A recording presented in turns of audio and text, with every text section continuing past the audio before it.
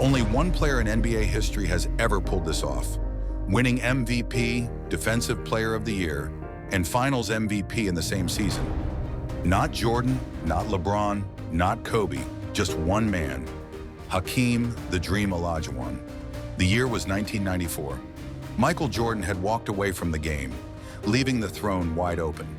The league was searching for a new king, someone to seize the moment, to dominate both ends of the floor like never before.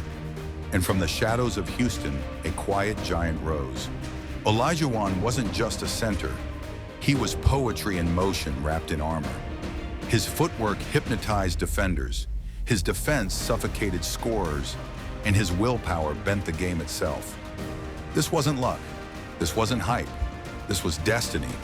The Dream would go on to craft a season so complete, so unstoppable, that no player before or since has even come close. But how did he do it? How did a soft-spoken Nigerian-born center redefine what greatness looked like and deliver one of the most perfect seasons the NBA has ever seen? This is Hakeem Olajuwon's 1994 season, taking over the league. The Rockets came into the 1993-94 season with no illusions. Nobody penciled them in as contenders. There was no flashy super team, no larger-than-life marketing campaign, no Michael Jordan standing in the way anymore. Just a hungry squad built around one man who refused to be denied. Hakeem Olajuwon was relentless. Every night he stepped onto the floor like it was personal. Guards, forwards, centers. It didn't matter. He dismantled defenses with a mix of grace and power the league had never truly seen before. A dream shake here, a fadeaway jumper there, and then, in the blink of an eye, a thunderous rejection at the rim. His numbers were staggering. 27 points, 11 rebounds, and 3 blocks per game. But even those stats undersold his presence. He wasn't just producing, he was dictating. Every possession flowed through him. Every opposing coach lost sleep trying to stop him. But even the Dream needed soldiers at his side. Otis Thorpe, the bruising power forward, did the dirty work in the trenches, muscling for rebounds and setting bone-crushing screens. Kenny Smith kept the offense steady, his quick release from deep stretching defenses and his calm leadership keeping the Rockets' chaos in check. Vernon Mad Max Maxwell was the wild card. Fearless, sometimes reckless, but always ready to take the big shot or pick a fight when the team needed fire.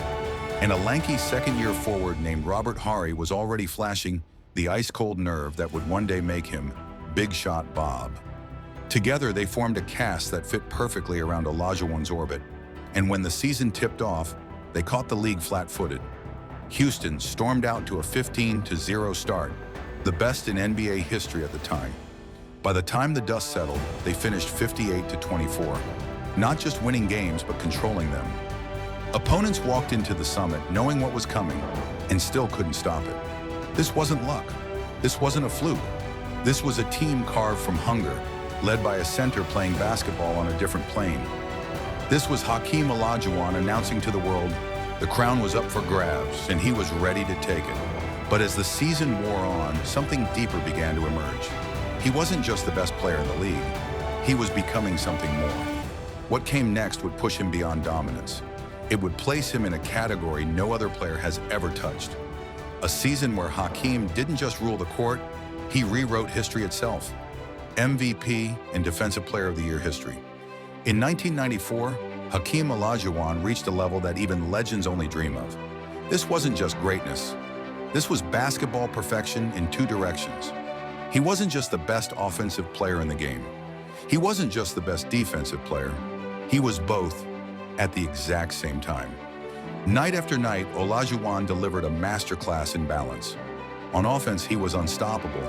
Footwork so fluid it felt like ballet, a soft jumper that touched the sky, and an arsenal of post moves that turned 7-footers into traffic cones. Defenses collapsed on him, double teams swarmed him, but he always found a way, scoring, passing, or punishing anyone who dared go one-on-one. On defense, he was even more terrifying. The paint was his kingdom, and trespassers paid the price. Guards who tried to sneak layups got their shots erased. Big men who tried to back him down found themselves swallowed by quick hands and unmovable strength. He didn't just block shots, he altered games. Every possession came with the shadow of Olajuwon lurking, forcing hesitation, forcing mistakes, forcing teams to rethink their entire game plan. When the regular season ended, the league had no choice but to hand him the crown. The Most Valuable Player award went to Hakeem, his dominance on the scoreboard undeniable. But that wasn't the whole story, because the Defensive Player of the Year award, that belonged to him too. In that moment, Hakeem joined one of the rarest clubs in NBA history, becoming just the second player ever to win both MVP and DPOY in the same season. The dream had become a nightmare for anyone who dared challenge him. He wasn't just carrying the Rockets, he was bending the league around his will. But as history shows, awards fill the record books. Trophies shine on shelves. What cements legacies, what carves names into the soul of the game, is the postseason.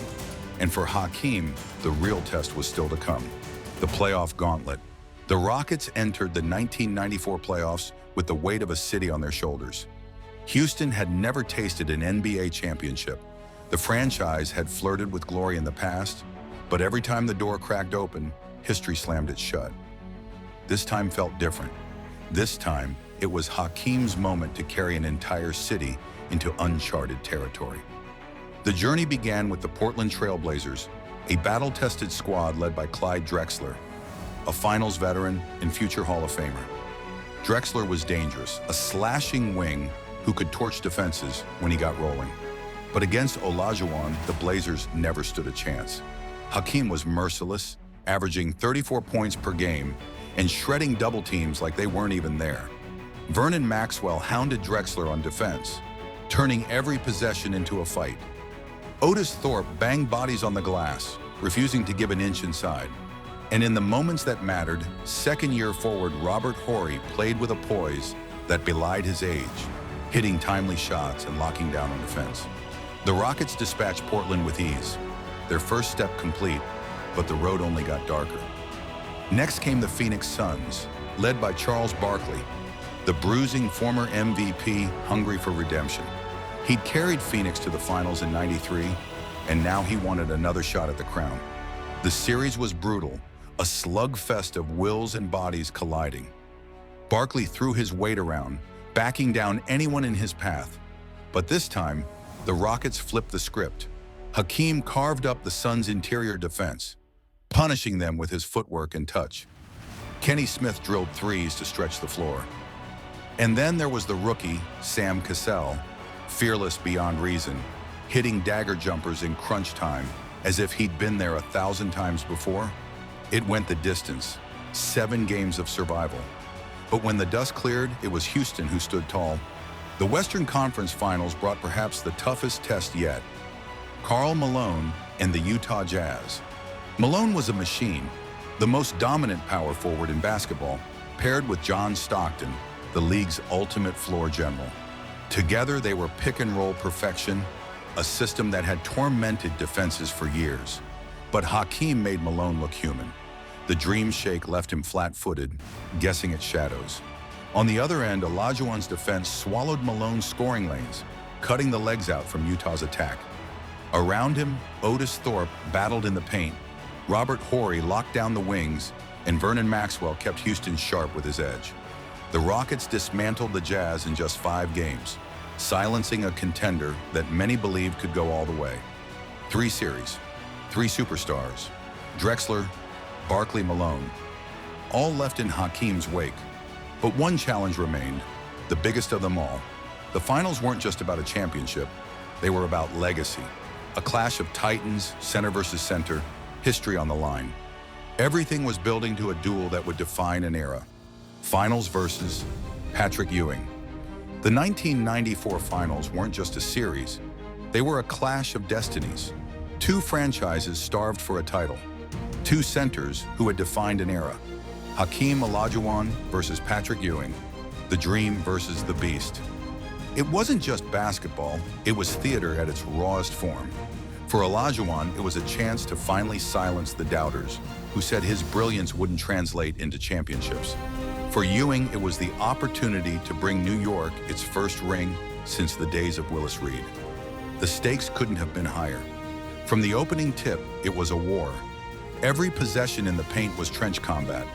Elbows, forearms, and bodies colliding with the weight of history. Ewing brought grit, toughness, and relentless physicality. He leaned on his 7-foot frame, hammering the glass and punishing anyone who dared challenge him. Hakeem countered with grace and deception. Footwork that looked more like dance than sport, a soft touch around the rim, and the kind of skill no other center in the league could hope to match.